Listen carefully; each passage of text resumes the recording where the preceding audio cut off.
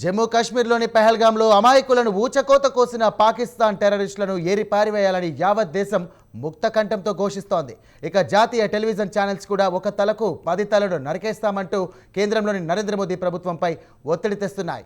ఇక చాలు, ఓపిక నశించింది, పాకిస్తాన్కు వినయంగా చెబితే వినే రకం కాదు, గాజాలో హమాస్ టెర్రరిస్టులను ఇజ్రాయెల్ అణిచివేసిన విధంగా పాక్ టెర్రరిస్టులను అణిచివేస్తే తప్ప ఇండియాకు మోక్షం లభించదంటున్నారు. అమాయకుల ప్రాణాలు తీసేందుకు భారీ మూల్యం చెల్లించాల్సిందేనని పాకిస్తాన్ను హెచ్చరించాలంటున్నారు ఇక దేశ ప్రజలు. ఇక ప్రత్యేక కథనంలో గతంలో పాక్ చేసినటువంటి దాడుల గురించి, ఇండియా స్పందన గురించి మరింత సమాచారాన్ని ఇప్పుడు తెలుసుకుందాం.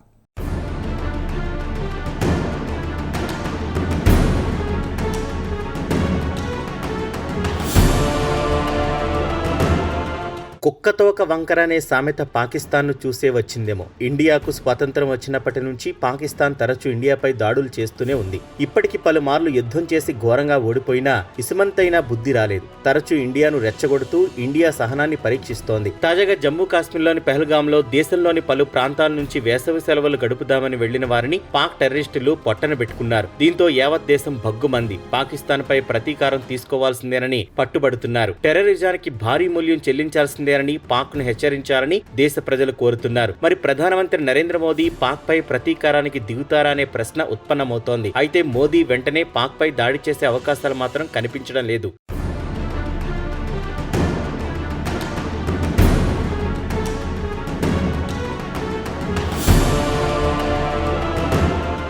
ఇండియాలో జరిగే అతిపెద్ద టెర్రర్ దాడుల వెనుక పాక్ హస్తం ఉందన్న విషయం జగమెరిగిన సత్యం. తాజాగా జమ్మూ కాశ్మీర్లో జరిగిన టెర్రర్ దాడుల మూలాలు తిరిగి పాకిస్తాన్ వైపే చూపిస్తున్నాయి. అయితే ఇక్కడ అసలు విషయానికి వస్తే పాకిస్తాన్కు చెందిన సైనికులు కానీ ఏజెంట్లు కానీ దాడుల్లో ప్రత్యక్షంగా పాల్గొన్నారు. నాన్ స్టేట్ యాక్టర్స్ తో పనులు చేయిస్తుంటారు. ఉదాహరణకు ముంబైలో జరిగిన 26/11 దాడులు తీసుకుంటే అంతా పాకిస్తాన్ కు చెందిన టెర్రరిస్టులే. పాకిస్తాన్ అడ్డాగా చేసుకుని కొంతమంది యువకులకు శిక్షణ ఇచ్చి డబ్బు ఇచ్చి ఇండియాపై దాడులకు ఉసుకొల్పుతున్నారు. ఇక ఇండియాలో జరుగుతున్న దాడుల వెనుక పాకిస్తాన్ ప్రభుత్వం ఉందా లేక పాకిస్తాన్ మిలిటరీ ఎస్టాబ్లిష్మెంట్ ఉందా అంటే ఖచ్చితంగా ఉందని చెప్పుకోవాల్సిందే. ఇటీవల కాలంలో పలు దేశాలు ఇలానే టెర్రరిజాన్ని స్పాన్సర్ చేసి ఇతర దేశాల్లో రక్తపాతం, విధ్వంసం సృష్టించి తర్వాత అమాయకంగా ఫోజు పెట్టి తమకు ఏమీ తెలియదు, ఈ పని నాన్ స్టేట్ యాక్టర్స్ చేసి ఉంటారని తేలిగ్గా తప్పించుకుంటున్నాయి.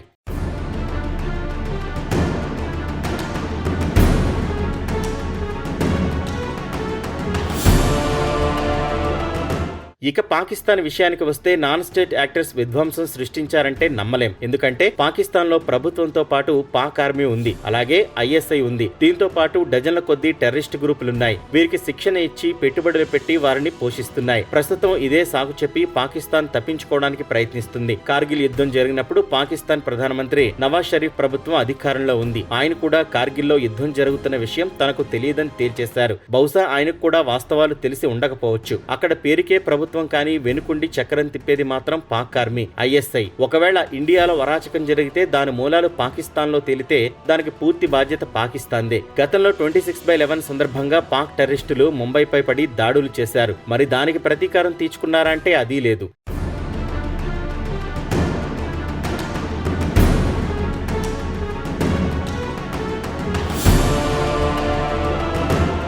26/11 ముంబై దాడుల తర్వాత పాకిస్తాన్ పట్ల ప్రజల్లో ఆగ్రహం పెల్లుబికింది. పాకిస్తాన్ కు బుద్ధి చెప్పాలని దేశ ప్రజలు డిమాండ్ చేశారు. అప్పుడు మన్మోహన్ సింగ్ ప్రధానమంత్రిగా ఉన్నారు. ఆయన ప్రభుత్వం ప్రజల నుంచి వస్తున్న డిమాండ్ ను అసలు పట్టించుకోలేదు. ఇక సింగ్ విషయానికి వస్తే యుద్ధం వల్ల ఎవరికి ప్రయోజనం ఉండదు, ఇండియాకు కూడా ఉండదన్నారు. ఆయన ఉద్దేశాన్ని పలు పాశ్చాత్య దేశాలు మద్దతు పలికాయి. కాగా ఇండియా, పాకిస్తాన్ లు రెండు అణ్వస్త్రాలు కలిగిన దేశాలు కాబట్టి పెద్ద ప్రమాదం తప్పినట్లేనని భావించాయి చాలా దేశాలు. ఇక మన్మోహన్ సింగ్ రాజనీతిజ్ఞుడు కాబట్టి సంయమనం పాటించారు. అప్పుడే సింగ్ పాకిస్తాన్ గట్టి హెచ్చరిక చేసి ఉంటే ఇప్పుడు ఈ పరిస్థితి వచ్చేది కాదు కూడా. ముంబై దాడులకు పాల్పడిన వారిని శిక్షించాల్సిందే. ముంబై దాడులు జరిగిన సమయంలో పాకిస్తాన్ లో కూర్చున్న టెర్రరిస్టు హ్యాండ్లర్స్ ముంబైలోని టెర్రరిస్టులను వీలైనంత మంది పౌరులను చంపండని ఆదేశాలిచ్చిన విషయం చాలా మంది వినే ఉంటారు. ఇంత పెద్ద సంఘటన జరిగిన తర్వాత కూడా ఇండియా మౌనం వహించడం, టెర్రరిస్టులను వెనుకుండి నడిపించిన వారు మాత్రం పాకిస్తాన్ లో స్వేచ్ఛగా తిరుగుతున్నారు.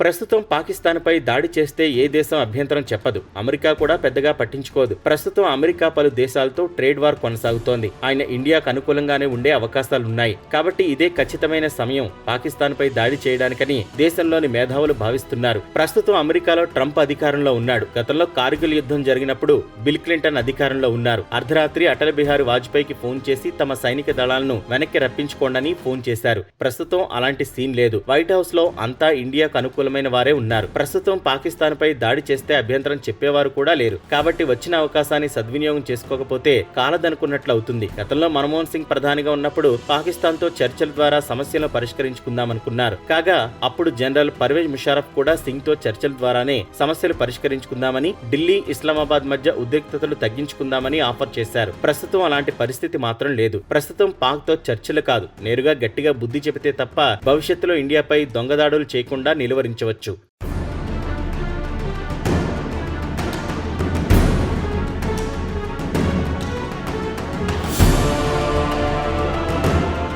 పాకిస్తాన్ ఆర్మీ చీఫ్ విషయానికి వస్తే ఆసిఫ్ మునీర్ తరచూ ఇండియాకు వ్యతిరేకంగా రెచ్చగొట్టే ప్రకటనలు చేస్తుంటారు. తాము ముస్లింలం, హిందువులంటే తమకు పడదని ఆయనే ఇటీవలే ఓవర్సీస్ పాకిస్తాన్ పౌరుల సభలో మాట్లాడుతూ చెప్పారంటే హిందువులంటే ఆయనలో ఎంత ద్వేషం ఉందో తేలిగ్గానే అర్థం చేసుకోవచ్చు. ఇక మునీర్ విషయానికి బలోచిస్తాన్లో అక్కడి సెపరేటిస్టులపై ఉక్కుపాదం మోపడంతో బలోచులు పాక్ పాలకులపై ఆగ్రహంతో ఏకంగా ప్యాసింజర్ రైల్నే హైజాక్ చేసిన విషయం తెలిసిందే. ఈ హైజాక్ వెనుక ఇండియా హస్తం ఉందని ఇండియాపై ఆరోపణలు గుప్పిస్తోంది. దీనికి ప్రతీకారం తీసుకుంటామంది. అదేనేమో మంగళవారం పహల్గామ్లో అమాయకులపై ప్రతీకారం తీర్చుకోవడం అన్న అనుమానాలు తలెత్తుతున్నాయి. ఒకవేళ పాకిస్తాన్పై ఇండియా దాడులు చేస్తే ఇండియాలో హిందూ ముస్లింల మధ్య చిచ్చు పెట్టడానికి పాకిస్తాన్ ప్రయత్నించొచ్చు.